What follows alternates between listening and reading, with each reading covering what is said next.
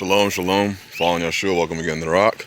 It's been raining all day, and I'm talking serious rain, serious rain, and there's going to be more rain coming.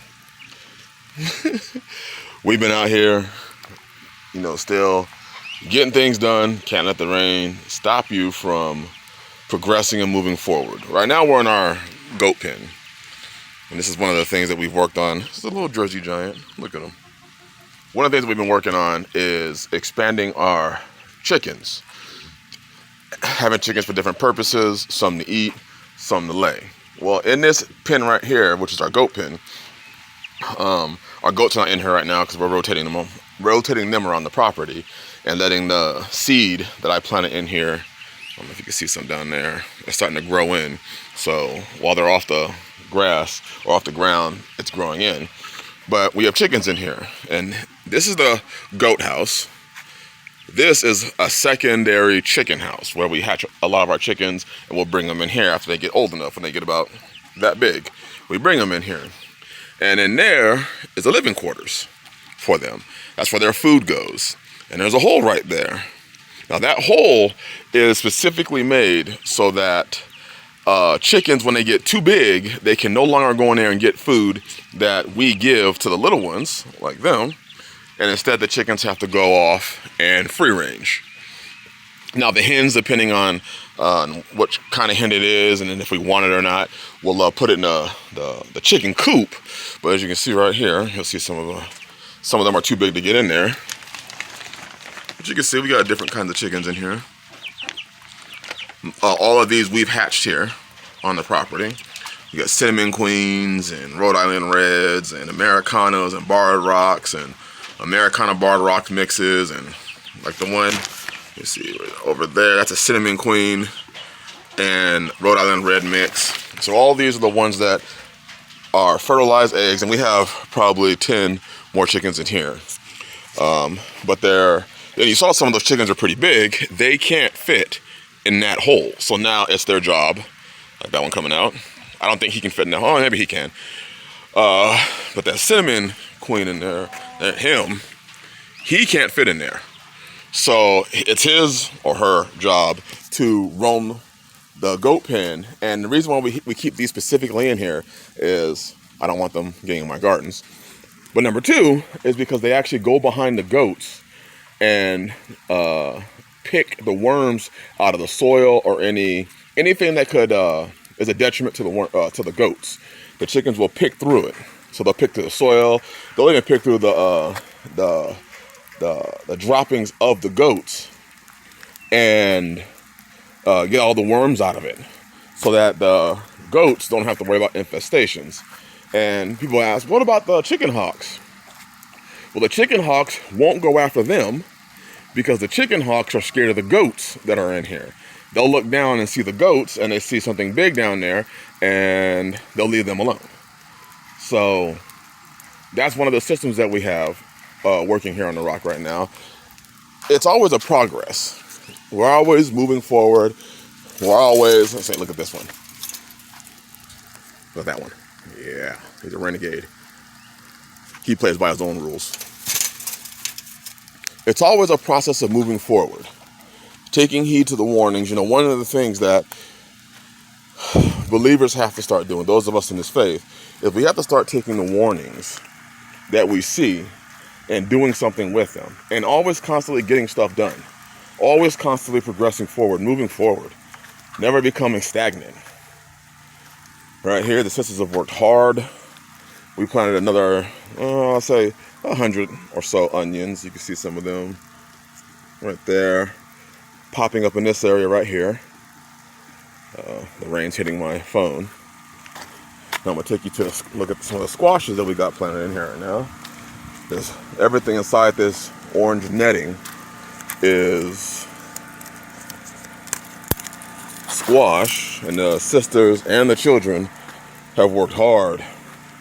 We got yellow squashes in here. We have black beauty squashes, gray zucchini squashes, the pink jumbo squashes, which are actually planted underneath these trees. And then I'm gonna just trellis them up the trees and use the trees as my trellises, and then the fruit will hang down. But you can see our rows.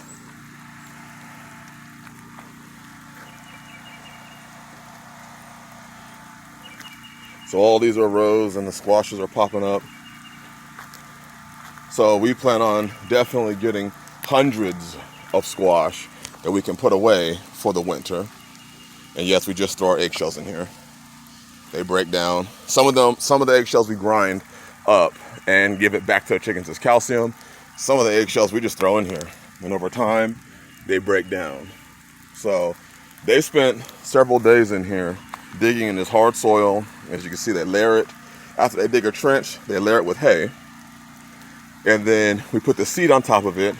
And then we put the compost chicken manure that we make here on top of that.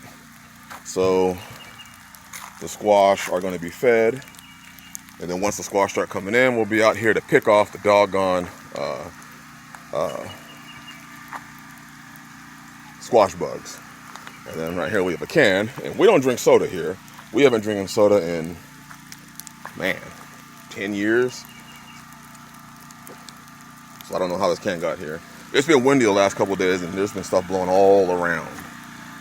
All around. So eventually, once these squash get probably 5 or 6 inches tall, we've been piling leaves. I don't know if you can see, you see the piles of leaves here. We've been piling leaves up, and we're just gonna go in between the rows and fill in between the rows with leaves, let the stuff break down. It's gonna create soil, and it's going to hold the moisture inside of the soil so that we don't have to water.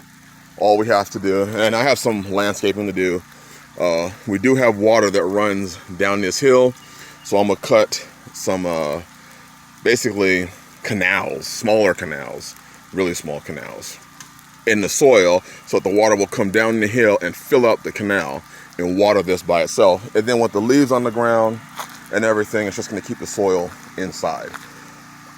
Keep the soil moist for the plants to grow and continually drink off that water.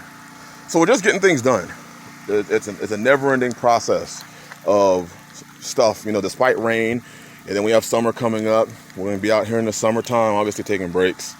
Especially we'll be doing a lot more inside stuff during the summertime, because that's why we're working so hard right now in the spring, to get everything planted so that we don't have to do what we did the last couple of years, which is be out here toiling hard in the middle of the summer. We can get out here in the morning before it gets too hot, work, and have our stuff done, by 12, 1, and then be able to spend the rest of the day, they could spend the rest of the day inside, and I have some more outside tasks I have to do, buildings and stuff like that. One of the other things I'm going to show you, now I can't show you, I'm not going to be able to talk because our generator's on right now. I was using it for another project that I'll be showing y'all. I milled, used a little chainsaw. I got this from one of my brothers, Brother David. I used a chainsaw and I built a covering for the sister's stove area. And I milled with my chainsaw, so I chainsaw milled some of this stuff out here and used it in the building of the covering for them, so that when it is hot and they want to cook outside, they can. And when it's raining like right now, they can still cook outside and not have the rain beating on them, but also the fire will still go good enough and burn hot enough to do the cooking. And they were asking, can they cook outside right now? And I was like, no, not right now. So we're always progressing, always getting things done. It doesn't stop. Even with the prices, the way the prices are of lumber, okay, the prices of lumber are high, and I have a lot of smaller projects that I want to get done. I can still do those smaller projects because I'm not afraid to take my chainsaw and to mill some of this stuff up.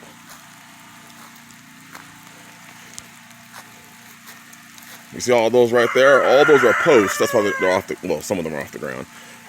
I get them off the ground so they don't break down. But I've been milling it. This one is another one I'll be in the process of milling very soon. So you're not going to be able to hear me talk because the generator's on, but you can look at the work that was done. Despite the fact that the inflation's happening, you can still get stuff done. You have to want to, though. You have to want to, and you have to be willing to put in the work and learn the skills to get it done. Because we're getting to a point, and we're at a point right now where you're going to have to be able to use some insight or make a ton of money. You're going to have a skill, have these skills and use these skills, or you're going to have to pay for everything. So I hope that you are learning the skills right now. Instead of buying your own soil, instead of buying soil, you can do what we're doing right here. You can see those are bags of the composted. When we buy our feed, we save the bags and fill it up with this chicken compost and throw it in our chicken compost bin, and we make our own soil. Or you can spend money having soil delivered, dropped off, but your chickens already make great soil, so why not just use them? Anyways, use the skills that you have. Learn some new skills. All right, I'm gonna go show you this this covering I built for the sisters.